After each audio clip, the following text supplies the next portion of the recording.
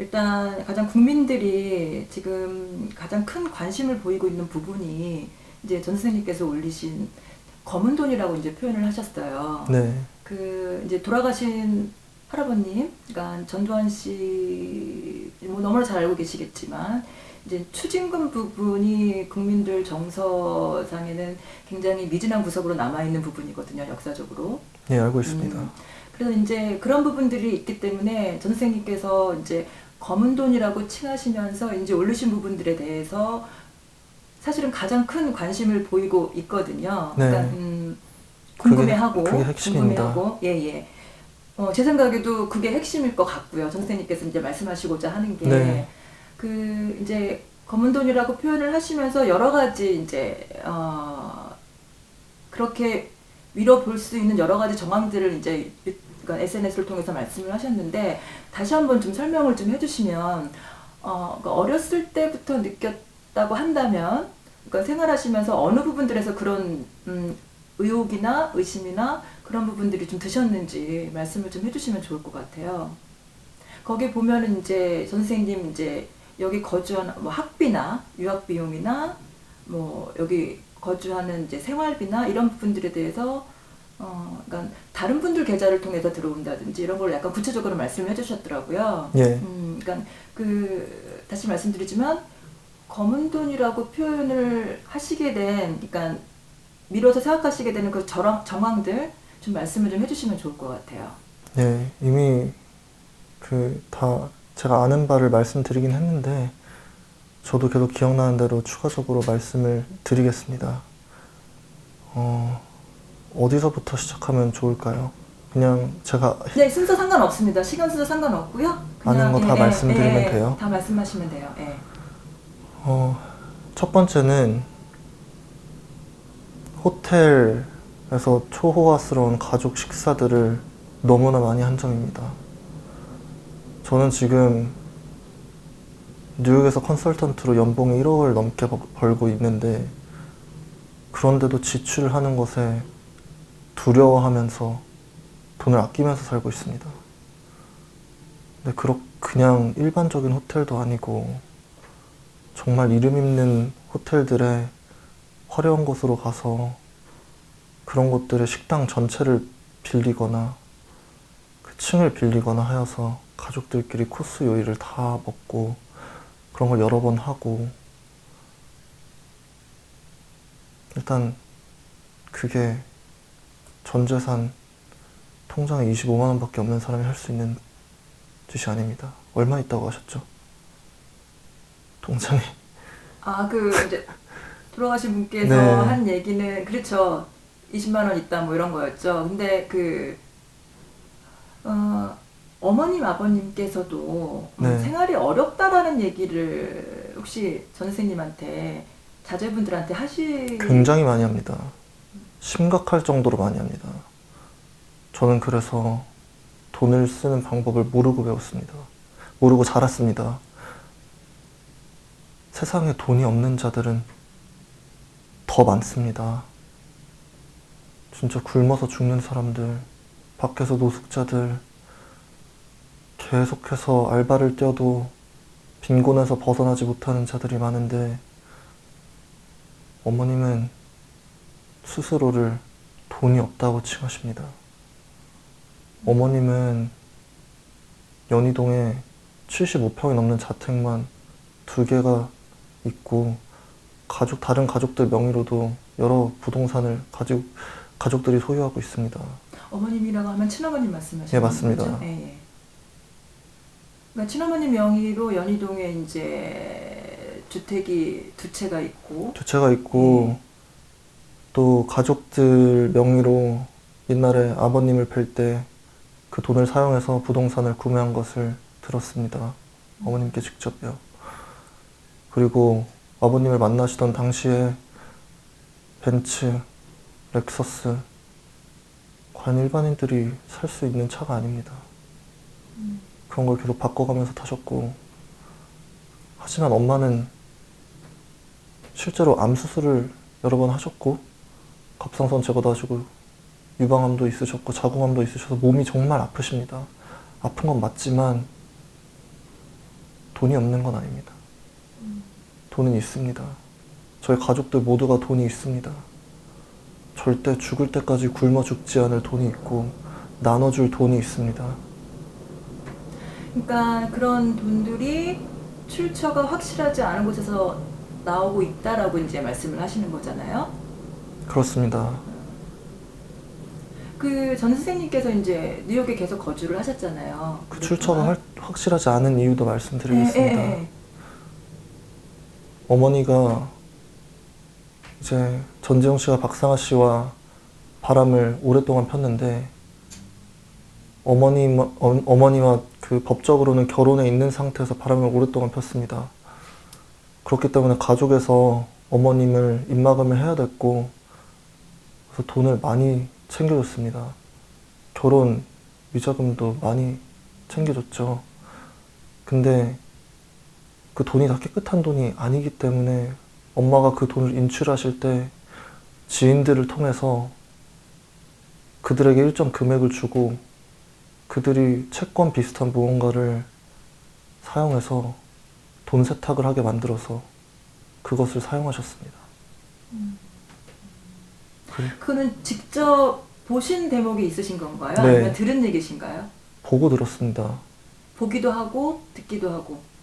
형의 학창 시절 아마 초등학교 때인가 중학교 때인가 이라는 친구가 있었는데 그 사람과 그 사람들의 부모님들이랑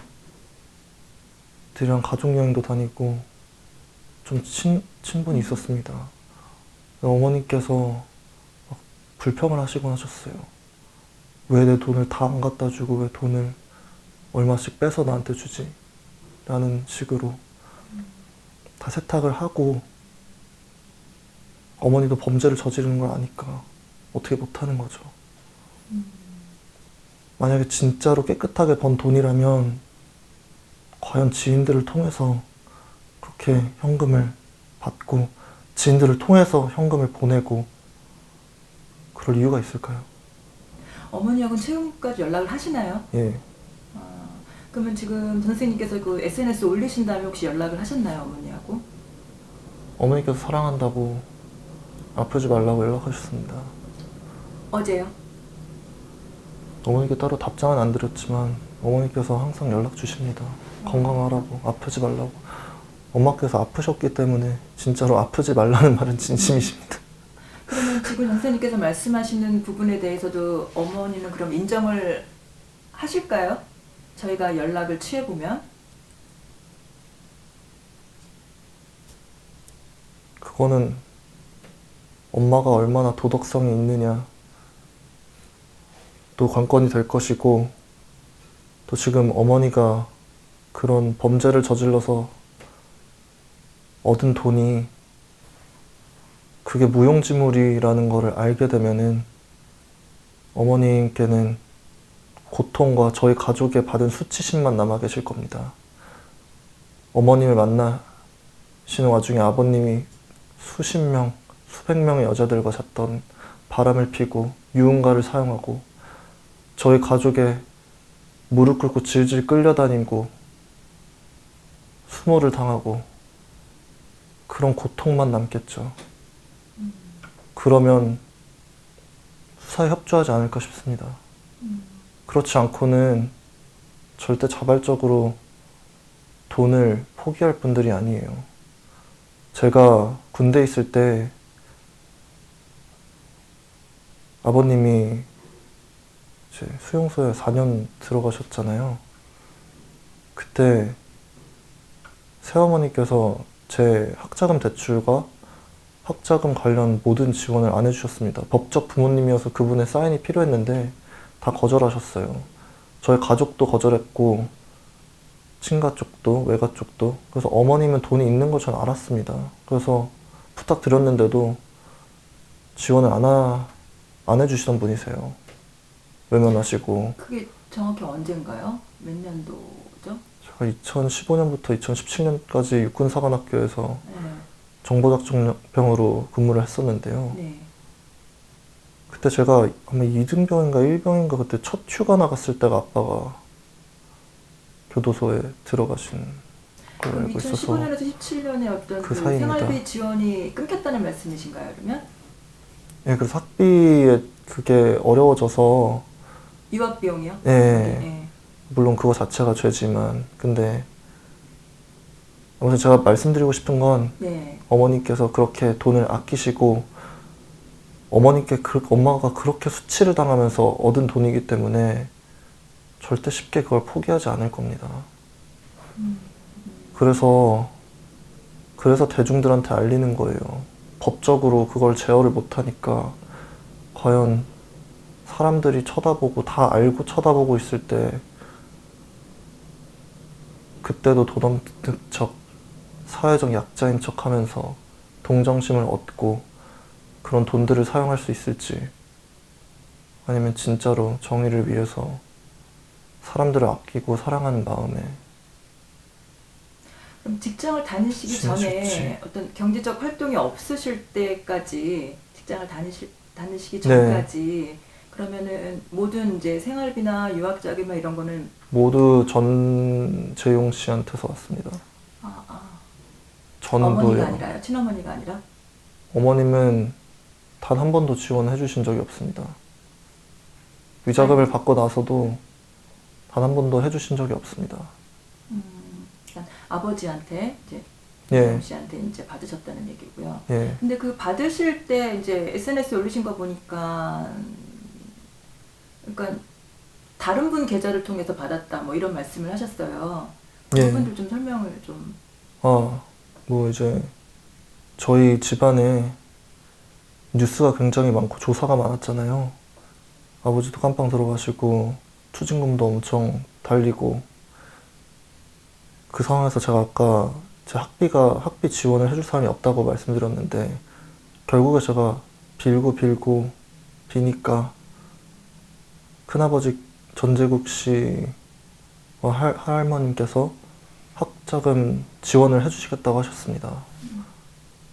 근데 학자금 지원을 하실 때 다 연희동 자택에 일하시거나 일을 하셨던 아주머님들의 계좌를 통해서 다 돈이 들어왔습니다.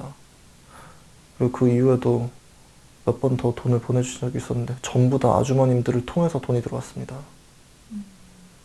그러니까 아버지를 통해서 받으신 거는 이제 아버지께서 직접 이게 계좌를 통해서 하신 거고 그 SNS 올리신 부분은 이제 그 일시적으로 할머니와 그 큰아버지한테 받았을 때 이제 그런 식으로. 예, 아버님이 학비를 다 냈기 때문에 어떤 계좌를 써서 학비를 냈는지까지는 모릅니다. 저는 그냥 학교에 보내고 미국으로 보내니까 왔고 그냥 저는 그렇게 수치스러운 삶을 살았습니다.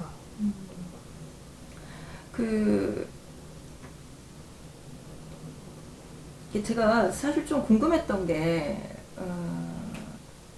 이렇게 하나 꼭 말씀드리고 싶은 게 있어요. 네네 말씀하세요. 네. 저와 제 형은 저희가 모르는 상태의 아버님께서 저희 밑으로 많은 재산들을 상속하셨었어요. 저희가 어릴 때. 라는 부동산 개발 그 회사가 있잖아요. 거기서도 지분율이 한 20%인가? 있었던 적이 있고 저희 앞으로 라는 이태원에 큰 아파트가 있습니다. 그것도 아빠와 아빠 지인들 통해서 지어진 걸로 알고 있는데 그 건물들에 있는 아파트들도 저희 이름으로 돼 있었고 그 아파트 몇 단지 정도가 그리고 제일 중요한 거는 제가 그 회사 이름은 제 형이 다 알고 있습니다. 근데 저희 할아버님이 계시고 저희 친가가 있잖아요. 그리고 그분들을 지키기 위해서 경호원들이 있습니다. 돈의 흐름이 어떻게 되냐면 경호원 한 분에게 돈을 줍니다. 이분 이름으로 회사를 설립해요. 비상장 회사를. 그리고 그 회사의 지분을 가족 멤버에게 양도를 합니다.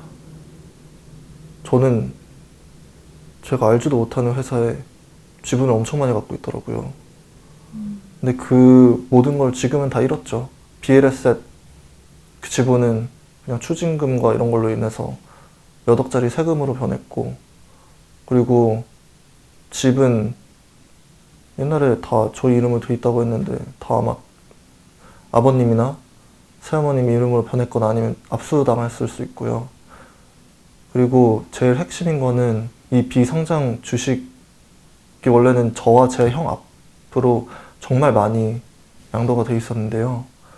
아버님이 노역소에서 나오시고 돈이 없다고 저희에게 한 2018년, 19년경에 저희에게 그 모든 주식을 박상하 씨에게 양도하라고 사인을 하라고 시켰습니다. 다 양도했습니다. 그리고 그 주식들을 팔아서 지금 한국에서 잘 먹고 잘 살고 있죠. 동생들도 사립학교 다 나오고, 지금은 미국에서 시민권을 따려는 법적 절차까지 밟고 있습니다. 앞에서는 목사가 되려고 하고 착한 척 가식 다 떨면서 그런 수치스러운 것들 하나도 공개를 안 하고 오히려 저를 정신 이상자라고 몰아가고만 있습니다. 오히려 사람들을 학살하고 떳떳하게 살아가고 있는 자들이 반성해야 되는데, 저에게 할아버지는 민주주의의 영웅이고 민주주의의 아버지라고 가르치고, 광주 민주화 운동은 폭동, 빨갱이들이 일으킨 반란이라고 가르치십니다. 언제요? 제가 자라면서 예. 가족들이 저에게 주입시킨 내용입니다. 근데 예, 학살이라는 얘기를 먼저 꺼내셔서 제가 이거 좀 나중에 여쭤보려고 했었는데 그럼 먼저 여쭐게요. 그 이제 SNS에도 그 부분을 이제 많이 올리셨던데, 그러면은 그 할아버지가 돌아가신 네. 할아버지가 학살자라고 처음으로 인지를 하시게 된, 그러니까 그렇게 생각하시게 된 어떤 계기가 있으셨나요? 아니면은 하나하나 퍼즐이 맞춰 끼워지면서 그냥 그들이 떳떳하게 살고 있지 않다는 것을 배우고 세상이 어떻게 굴러가는 건지를 제가 살면서 배우면서, 아, 이게 진짜 비자금이 도대체 얼마가 있어야 이런 식으로 살 수가 있는 거지? 를 배우게 됐습니다.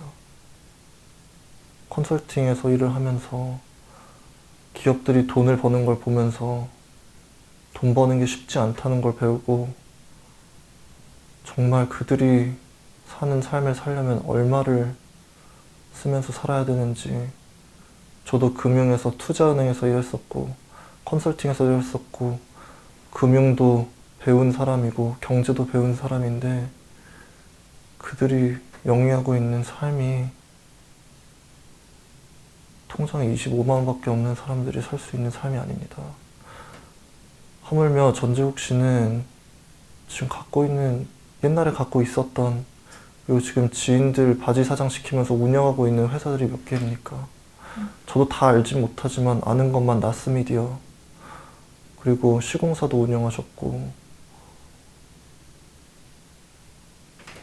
허브빌리지, 그리고 또 앞으로는 크루즈 사업까지 할 계획을 저에게 말씀하신 바 있습니다. 언제요?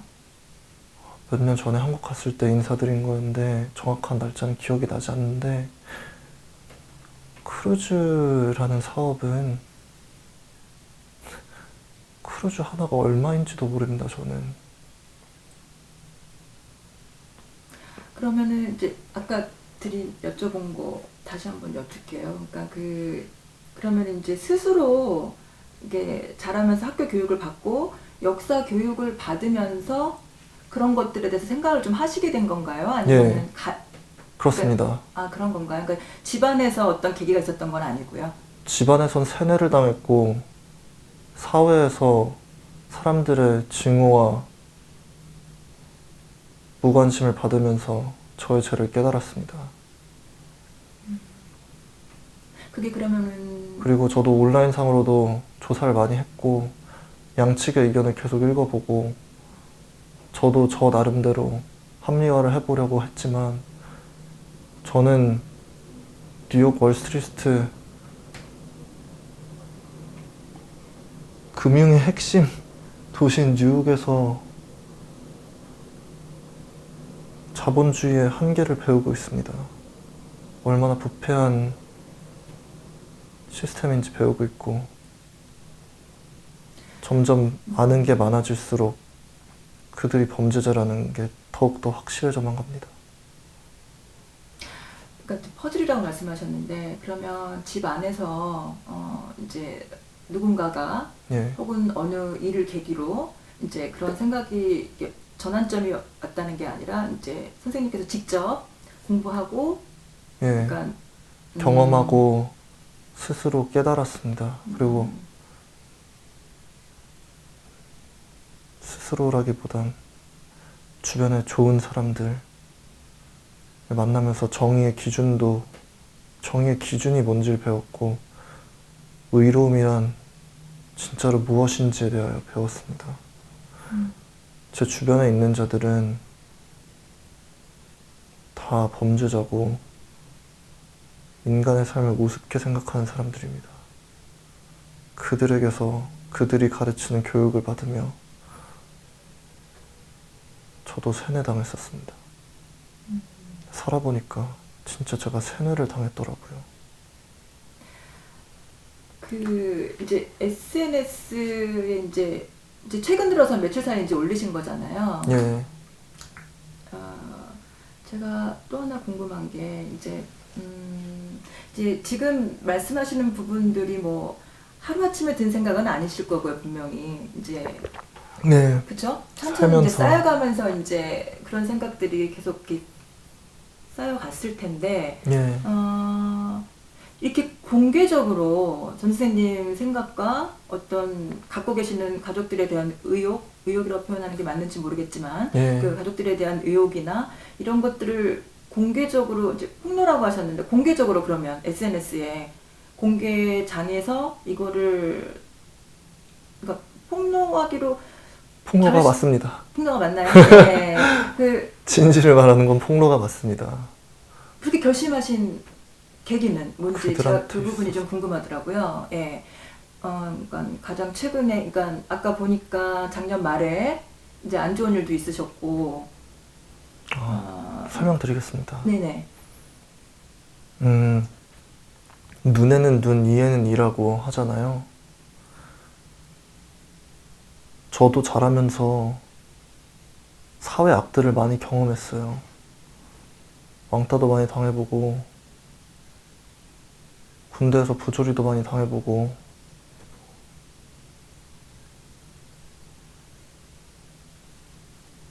병원에도 감금돼 있어보고, 제 인권이 침해당한 경우가 너무나 많았습니다. 근데 저같이 이렇게 힘 있는 집안에서 태어나서 번듯하게 돈 벌고 있는 사람도 제 인권을 보호하지 못하는데 군 독재 시절 때 폭력이 난무하고 SNS도 없고 모든 게 돈으로 커버가 가능한 시절에 도대체 몇백 명이 불구가 되고 죽고 고문당하고 상상도 안 갑니다. 제 인권이 중요하다고 느껴진 만큼 도대체 그 시절엔 어떤 일이 있었을까 이해를 하기 시작했습니다. 저의 가족들은 피해자에 대한 이해가 하나도 없습니다. 그저 돈을 빼먹으려는 사람들이라고 생각하죠. 5.18 유가족 명단 있잖아요. 그게 다 그냥 사기극이라고 그렇게 가르칩니다. 누가요? 가족들이요. 가족 중에 누가요? 다 모두가 다 그런 분위기에서 다 얘기를 합니다. 아버지도요? 아버지도 민주화 운동이 아니라 폭동이라고 하셨고, 경찰고를 습격해서 무기를 털고 탱크를 몰고 무장 시민, 무장 게릴라, 북한군들이 침투한 것이라고. 할아버지는 민주주의의 영웅이고 아버지시고 자랑스러워야 할 대상이며 지금은 천국에 가 계시다고 하십니다. 그분이 믿는 기독교가 제가 믿는 기독교랑은 다릅니다. 죄인은 죄인 스스로를 용서할 수 없습니다. 할아버지가 생전에 가장 마지막으로 뵌 게 언제쯤일까요? 할아버지를?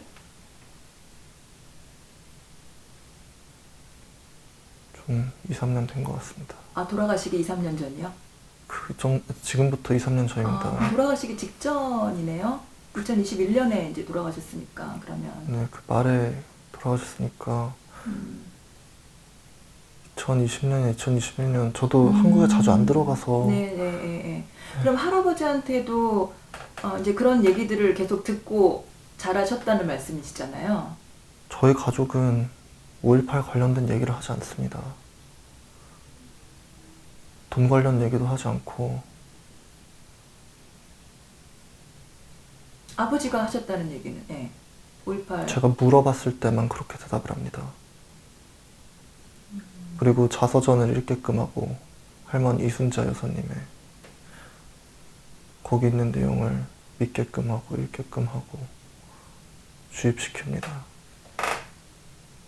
그러니까 이제 먼저 얘기를 꺼내는 건 아니지만 물어보면 그렇게 대답합니다. 이제 선생님께서 이제 물어보면 그렇게 예. 얘기를 하신다는 거죠, 그러니까. 이순자 여사님은 TV에까지 나오셔가지고 전두환 전 대통령이 민주주의의 아버지라고 하시지 않으셨습니까?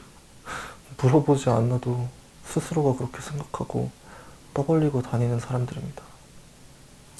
다시 한번 여쭙지만, 그러면 이제 그렇게 계속해서 그러니까 조금씩 쌓여갔던 그런 정립되는 부분들을 예. 선생님께서, 그러니까 지금 이제 폭로하시게 된 결정적인 무슨 계기가 있으셨던 건지, 아니면 이제 더 늦으면 안 되겠다라는 그런 이제 막연한 생각이셨던 건지, 아니면 정말 제 죄를 알고 정말 다 내려놓으니까 보이더라고요. 제가 얼마나 추악한 존재인지, 창피한 존재인지. 그리고 교회를 통해서, 목사님들을 통해서, 정말 좋은 형제 자매님들을 통해서 제가 봉사하며 만났던, 저를 사랑해주는 3살에서 5살 되는 그런 아이들의 사랑을 받으면서, 그리고 아버님이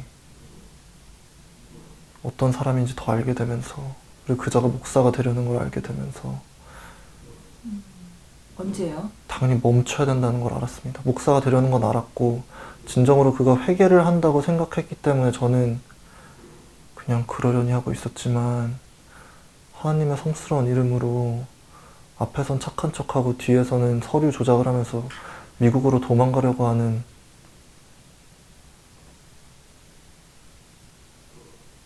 그분, 그런 것을 용서해서가 아닙니다.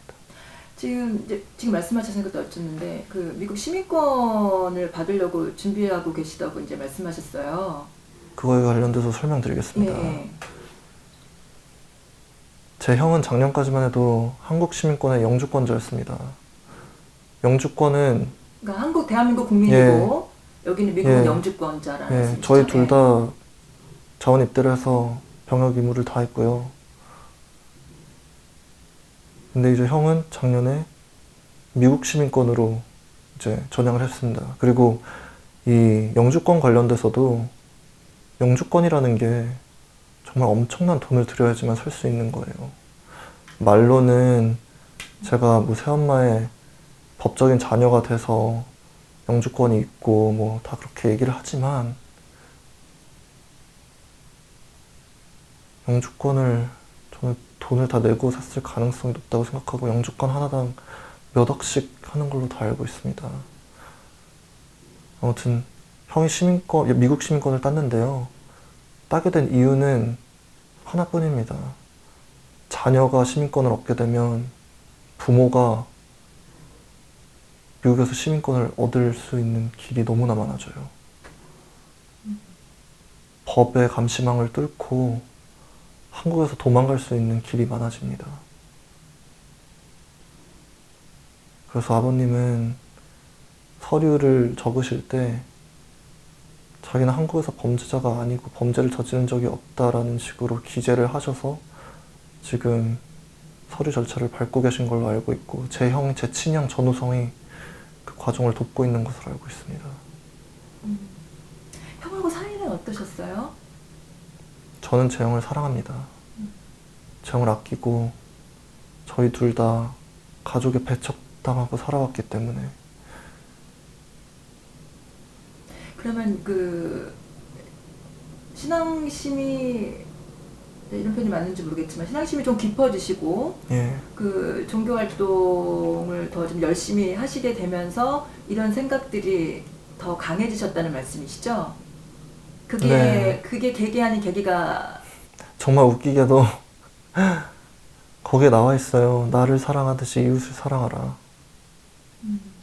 제 목숨이 소중한 만큼 모두의 목숨이 소중한 것입니다. 제 가족의 목숨, 제 가족의 행복, 제 가족의 고통 이런 게 다 중요한 만큼 신경이 쓰이는 만큼 다른 사람들의 삶도 소중한 줄 알아야죠.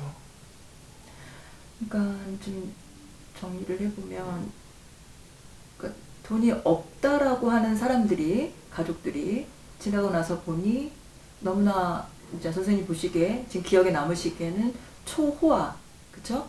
여러 가지 부분에서 예, 초호화 생활을 좀 누리신 게 이제 지금 선생님 기억에 이제 다 남아 있는 거고 지금 연기를 하고 있는 겁니다. 돈이 없는 척. 왜냐면 사람들의 관심을 꺼야 빨리 도망가고 비자금을 다시 운영할 수 있으니까.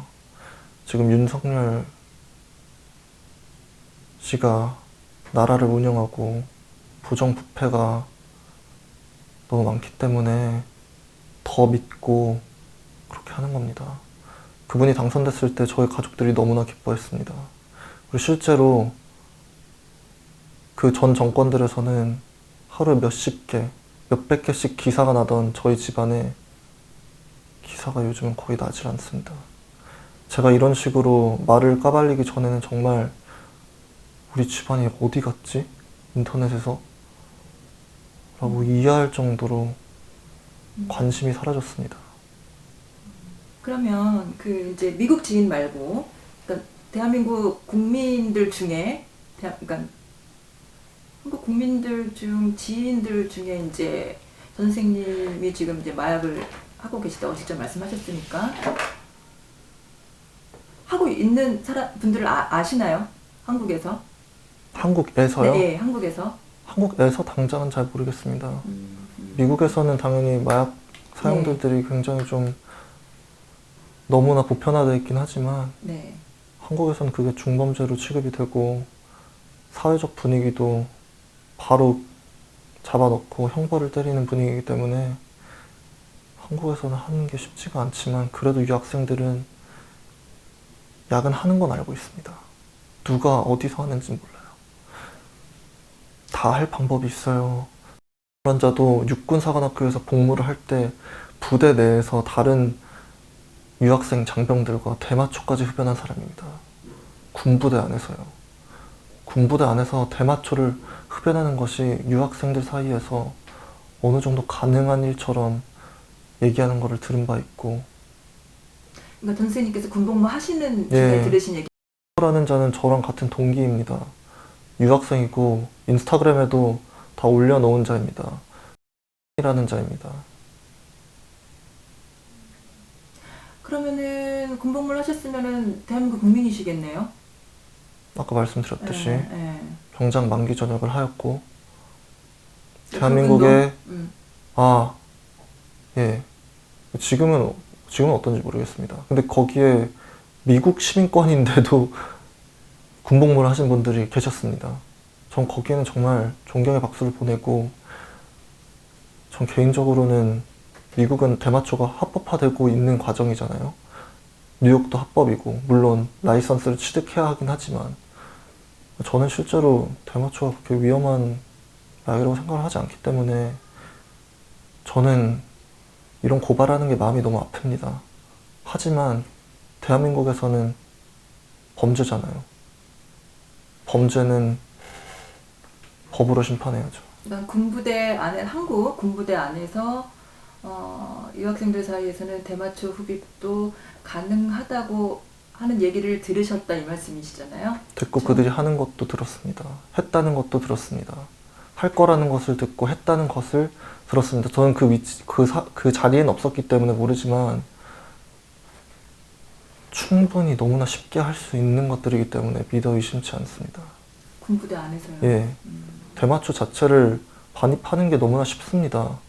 대마초를 음식에 녹여서 냄새가 하나도 안 나는 방식으로 먹을 수 있고, 필 수도 있고, 냄새가 하나도 안 나게 필 수도 있습니다. 많은 장병들이 군부대에 몰래 핸드폰까지 들고 들어가는데, 대마초 들고 들어가는 게 도대체 무슨 어려움이 있겠습니까? 담배 가게다가 그냥 대마초 넣어서 들어가도 아무도 모르겠는 게 현실이고, 그게 현실입니다. 지금 라이브 아닙니다. 네, 예. 네.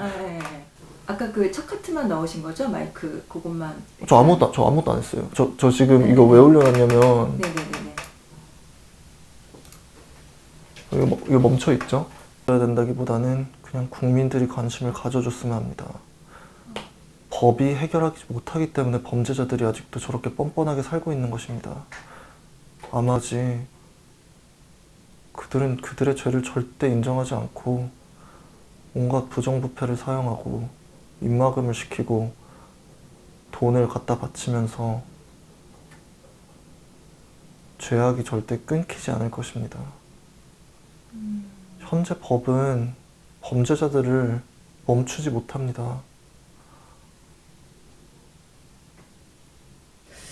그러면 이제 선생님께서 어떤 합당한 법의 예. 대가가 이루어져야 된다라고 하는 부분도 가장 큰 부분이 이제 가족들, 그렇죠? 가족들과 주변 지인들이 아니라 네. 유학생들이고 정치인들의 자녀들이고 권력을 가진 자들의 가족원들입니다.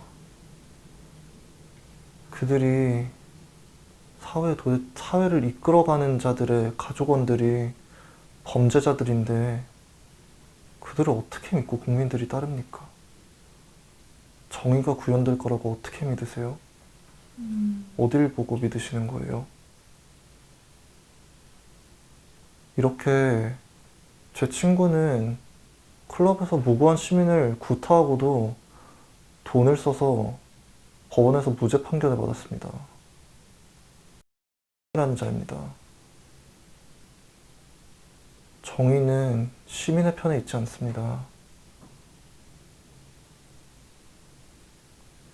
그 가장 집중해서 이제 말씀하신 부분이 SNS에서도 그렇고 이제 검은 돈이라고 칭하신 부분. 예, 근데 이제 그 부분들에 대해서는 사실 이제 공소시효라는 것도 있을 거고요. 예, 그러니까 확실한 증거 자료가 없을 가능성이 지금 남아있을 가능성이 크지가 않기 때문에 어떤 수사가 실질적으로 진행이 되거나 그에 합당한 어떤 처벌이 나온다거나 이럴 가능성이 수사는 네.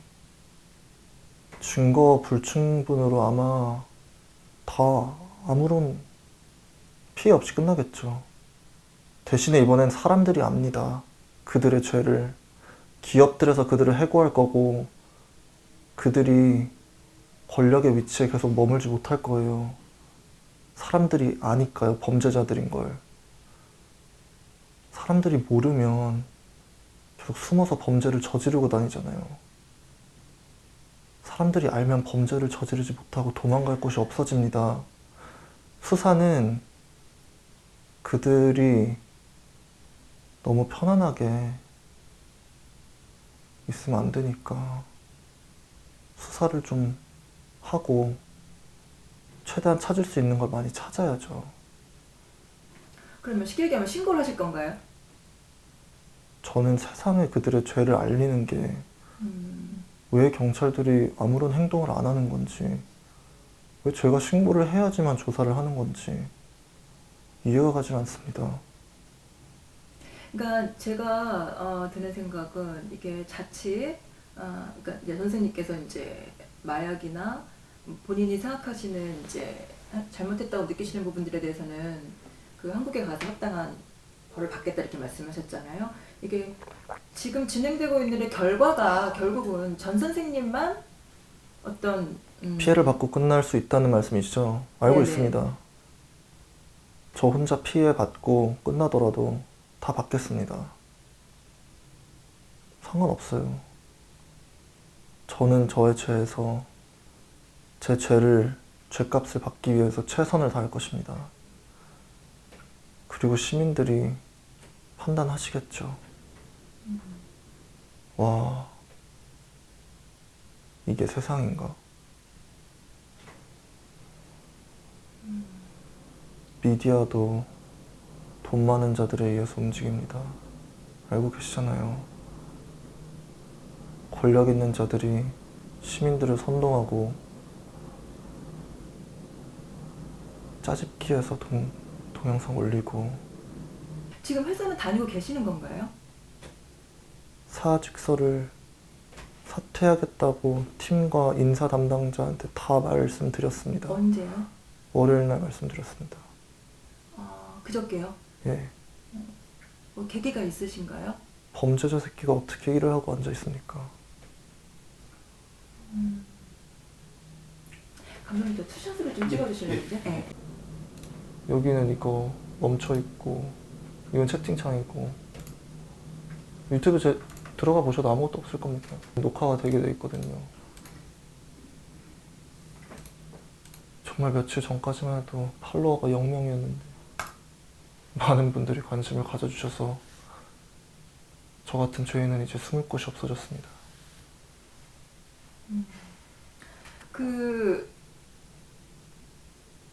이제 뭐 수사가 이루어져야 된다라고 이제 강하게 다 그냥 오디오는 들어가고요. 네, 편안하게. 네. 그러면은 아까 말씀하신 것처럼 정말로 이제 한국에 가셔서 어떤 처벌을 받는 절차를 정말로 밟으실 생각이 있으신 것 같아요. 회사에 이제 사직서까지 제출을 하셨으면. 미국의 죄가 더 크다면 미국의 죄에서 처벌을 받을 것이고, 한국의 처벌이 크다면 한국으로 가서 받겠습니다. 하나도 빠짐없이 다 말씀드리고, 그게 어떤 벌이 됐든 받겠습니다. 그러니까 지금 말씀하시는 범죄라는 거는, 본인의 죄라는 거는 마약 부분이 크고, 예. 마약 부분이 크고, 성범죄자이기도 하고 마약범이기도 합니다. 그러면은 제가 아까 여쭤보긴 했는데 어렸을 때부터 미국에 계속 사셨던 건가요? 언제부터 태어나신 건가요? 한국에서 태어났습니다. 한국에서 태어나셔서. 그리고 전재용 씨가 박상아 씨와 아이를 낳고 어머님과 이혼을 하셨을 때 전국적으로 뉴스가 났던 적이 있습니다. 네. 그때 오신 건가요? 기자분들이 너무나 집에 말이 어려웠습니다. 그래서 도피하고자 비겁하게 미국으로 왔습니다. 죄값을 받아야 되는데 저는 항상 미국에 혼자 있었습니다. 그럼 그때는 아버님께서 미국에 오신 적은 없습니다.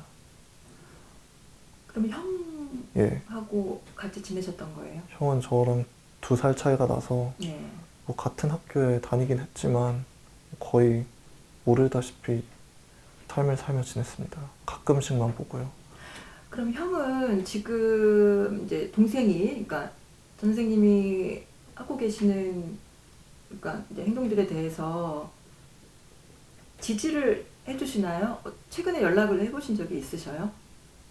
제가 포스트를 올린 게 월요일 밤이었던가요? 월요일 밤인가? 여기 시간, 예. 네. 경찰관들이 10명 이상이 제 집에 쳐들어왔습니다. 저를 정신병원에 보내려고 했습니다. 다행히도 제 서류들을 준비해놔서 물러갔는데 제 형이 직접 불렀다고 하더라고요. 경찰관들이 제 형의 발목을 잡을까봐 그게 두려워하는 사람입니다. 겉으로는 저를 신경 쓴 척하지만 그렇게까지 신경 쓰는 것 같지 않습니다. 그럼 경찰관이 이제 말씀하신 게 맞다면 10명이나 왔다면은 예.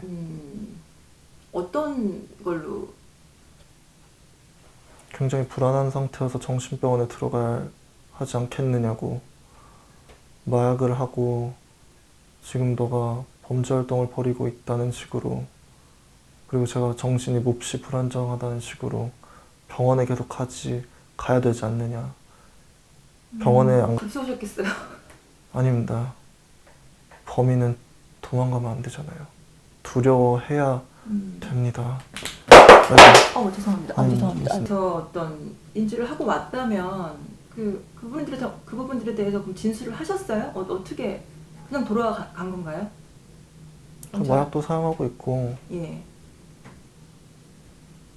저도 최대한 진실을 전파하고 싶었거든요. 거짓말은 하지 않았습니다. 네네. 그 아버지께서 이제 언론사하고 이제 전화 인터뷰를 하셨던데, 그러니까 아드님 건강 상태가 굉장히 우려되는 상황이다라고 얘기를 하셨더라고요. 저는 아버님이 정말 진심으로 저를 생각해 주셔서 너무나 감사하게 여깁니다. 그럼 역으로 얘기하면은 그게 아니라는 말씀이시죠? 그렇죠. 아버님은 항상 저를 아끼신다는 식으로 말하십니다. 새어머님도 항상 저를 그 누구보다 아낀다는 식으로 말씀하시지만, 아버님은 제가 자살 시도를 하고 병원에 그렇게 길게 있었음을 아셨습니다. 새엄마는 저한테 단 한 번의 안부 연락도 하지 않는 사람이에요. 그런 사람이 목사가 된다고요? 목사는 아버지께서. 새엄마님도 같이 새어머니도 하시는 같이? 거 아닙니까? 전 그렇게 알고 있습니다. 두 분이 전도사의 길을 걷고 목사의 길을 걸으려는 계획이 있다고. 제가 기독교를 그분들 때문에 멸시하기 시작했는데, 알고 보니까 그들은 기독교 신자가 아니라 그냥 사이비 신자들이었습니다. 저는 기독교, 개신교가요? 저는 다닌다기보단 성경만 읽고 성경 그대로만 따르고 있습니다. 그리고 교회에 나가서는 네. 봉사를 했죠. 그리고 좋은 사람들을 만나고 최대한 최근에도요? 계속. 자살 시도를 한 다음에, 네. 그 다음에 그냥 이 삶이 전부가 아니구나라는 걸 배웠습니다. 불편하신 말씀 안 하셔도 되고요. 이제 극단적 선택을 하신 게 정확히 작년 12월 23일 열흘 전에 약물 과다 복용을 하였고요. 네. 그 전에도 몇 번 약물 과다 복용을 하였고, 그 전에는 목에 장치를 사용해서 쫄라서 기도를 막아서 죽는 것도 했는데, 얼굴에 핏줄이 다 터졌는데, 그리고 기절할 뻔했는데 죽진 않았더라고요. 것들을 찾아서 확실히 죽을 수 있다고 생각했는데, 전 저의 죄에서 비겁하게 도망가려고 했습니다. 최대한 고통이 없게 도망가려고 했어요. 너무 힘드셨겠어요. 제가 미처 못 여쭤본 부분이나 더 하시고 싶은 얘기들이 있으시면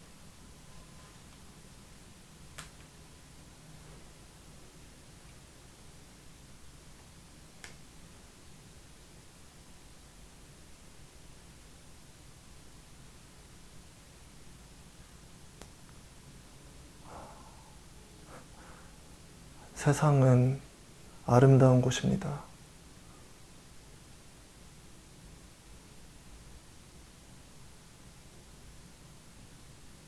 여러분 모두가 더 안전하고 더 행복하실게 사회 악들이 숨을 곳이 없다는 것을 보여드리도록 하겠습니다.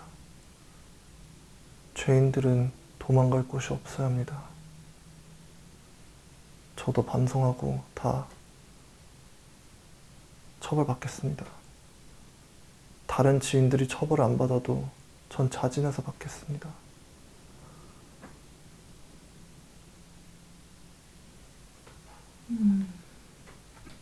약을 요즘 어떻게 매일 이루어지시나요?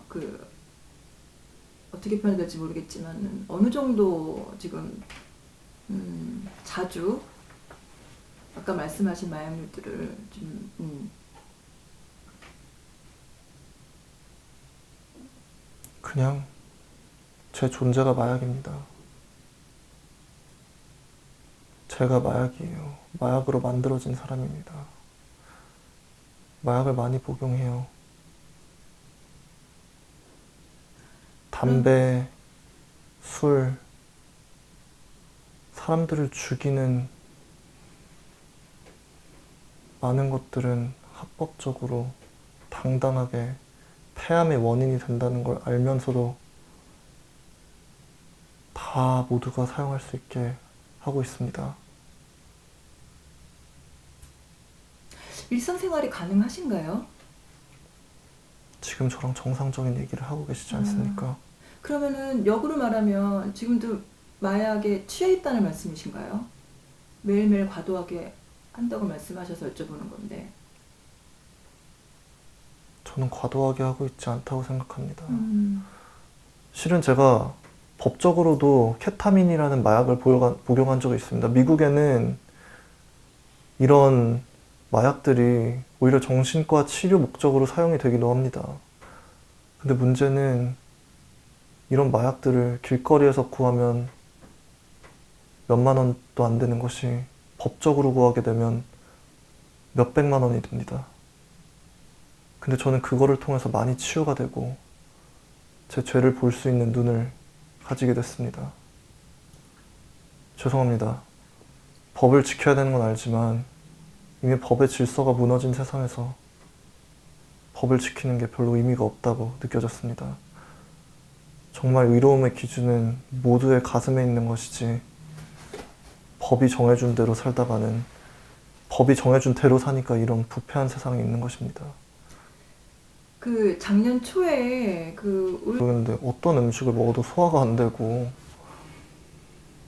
진짜로 사는 게 사는 것 같지가 않았거든요. 오랫동안이라고 하면 거의 군대 때부터 시작해가지고 정말 음식을 먹을 때마다 몸이 부패하는 것 같이 느껴졌습니다. 근데 병원 치료는 작년 초에 처음 가셨던 거고요. 병원에서 건강검진을